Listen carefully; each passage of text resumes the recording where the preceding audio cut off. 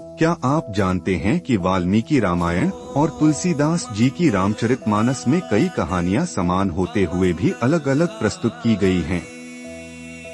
आइए इन प्रमुख अंतरों को जानें। पहला, ग्रंथों की रचना काल और भाषा। वाल्मीकि रामायण यह संस्कृत में लिखी गई और यह त्रेता युग की घटनाओं का मूल स्रोत मानी जाती है।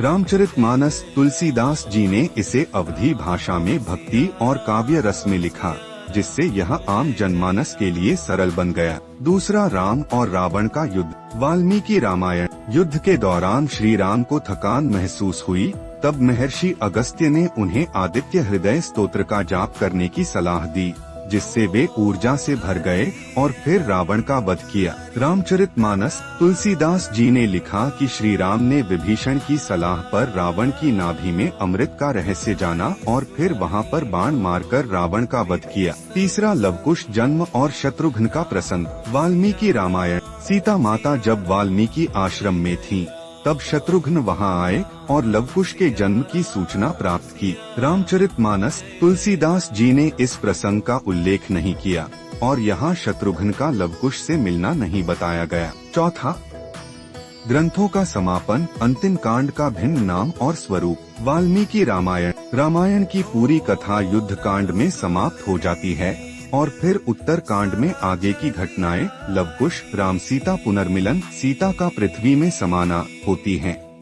रामचरितमानस इसमें पूरी कथा उत्तर कांड में समाप्त होती है, जहां राम राज्याभिषेक, लवकुश कथा और श्री राम का वैकुंठ गमन शामिल हैं। पांचवा, काकभुशुंडी और गरुड़ संवाद। वाल्मीकि रामायण यह संवाद इसमें नहीं मिलता। वाल्मीकि रामायण में कथा मुख्य रूप से श्री राम और वाल्मीकि जी के संवाद पर केंद्रित है। रामचरितमानस तुलसीदास जी ने इसमें काकभुशुंडी और गरुड़ संवाद जोड़ा, जो राम कथा को सुनाने का एक आध्यात्मिक दृष्टिकोण देता है। छठा, युद्ध कांड वर्सेस लंका कांड। वाल्मीकि रामायण श्री राम और रावण के युद्ध को युद्ध कांड कहा गया है। रामचरितमानस इसे लंका कांड के नाम से लिखा गया है, जो तुलसीदास जी की शैली का हिस्सा है।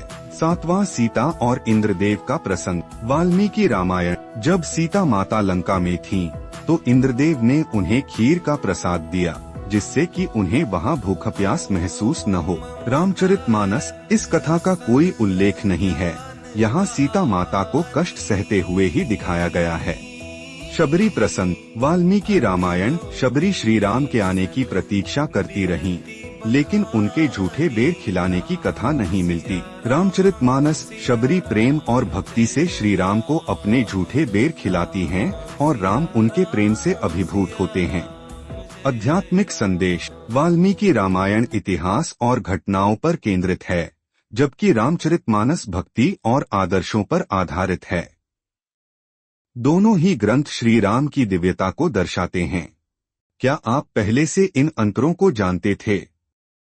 कौन सा ग्रंथ आपको अधिक प्रिय लगता है?